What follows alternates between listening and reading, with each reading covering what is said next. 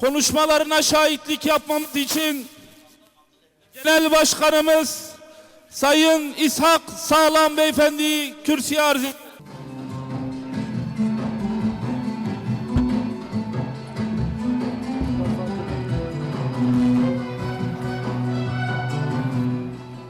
Bismillahirrahmanirrahim. Bizi Hür Dava'nın kuruluşunun 7. yıl dönümüne kavuşturan Allah'a hamdolsun.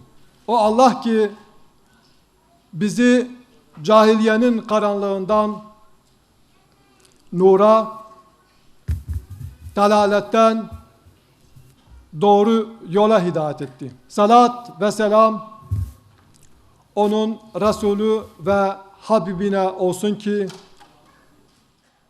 bize bıraktığı hayat rehberi vesilesiyle bizi doğru istikamette yönlendirdi.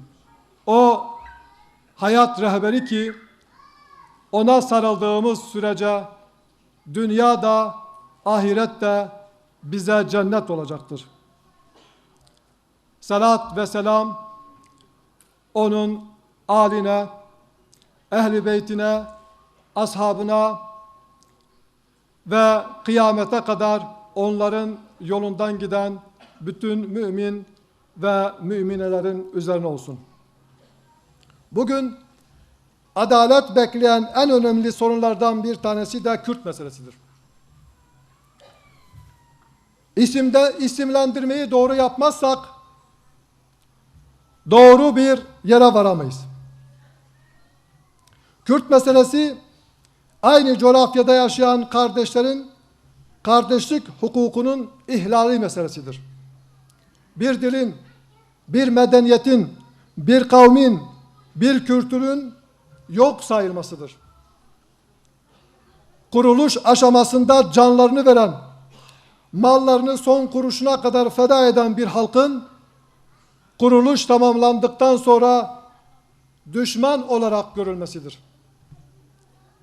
Bilindiği gibi Kürtler, ümmetin 3 ana unsuru olan Araplar, Farslar ve Türklerin arasında, dolayısıyla ümmetin tam merkezinde yer almaktadır. Kürt meselesi adalet temelinde çözülmeyene kadar bölgemizin ve burada yaşayan halkların rahat ve huzura kavuşması mümkün değildir. Zira ümmet bir vücut gibidir. Vücudun azalarının herhangi bir parçası acı çektiğinde nasıl ki bütün beden rahatsız oluyorsa, Kürtlerin insani ve İslami bütün hakları tanınmayacağı kadar bu coğrafya asla huzur bulmayacaktır.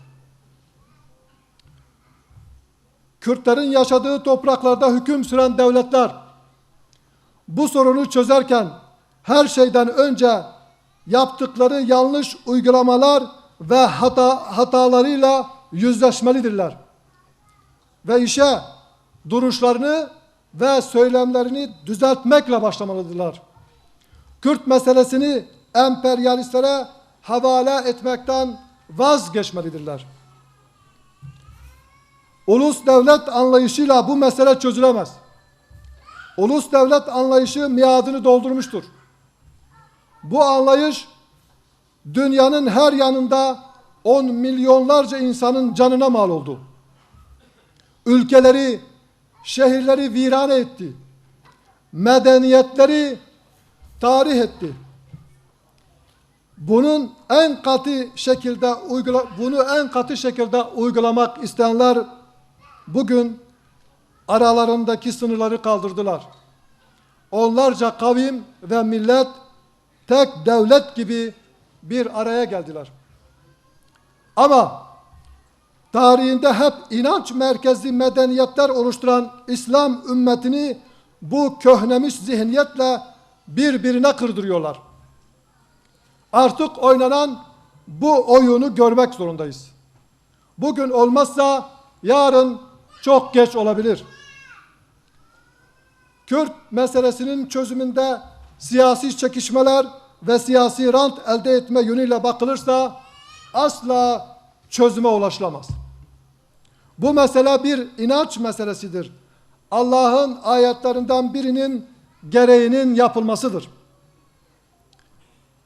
Yıllardan beri Kürt ve Kürdistan meselesi gündeme geldiğinde önce silahlar bırakılsın, önce silahlar susmalıdır söylemleri öne çıkarıldı. Evet, şu anda nispi de olsa bir sükunet ortamı mevcuttur. Şimdi tam zamanıdır diyoruz. Bu meselenin çözümü için ne yapılacaksa şimdi yapılsın. Bu meseleye temel insani haklar olarak bakılmalıdır. Çözüm için hiç kimseyle pazarlığa ve anlaşmaya gerek yoktur. Buyurun, temel vatandaşlık hakları nelerse masaya yatıralım. Bu hakkı Kürtlere de, isteyen diğer halklara da tanıyın. Ne eksik, ne fazla. Diller üzerindeki baskılara son verin. Herkese ana dilinde eğitim hakkı tanıyın. Türkçenin yanında Kürtçe ve Arapça da resmi dil olsun. Resmi dillerin çokluğu asla bölünmeye neden olmaz. Allah'ın yasaklamadığı hiçbir şey İslam toplumunu birbirinden ayrıştırmaz. Bundan korkulmaması gerekir.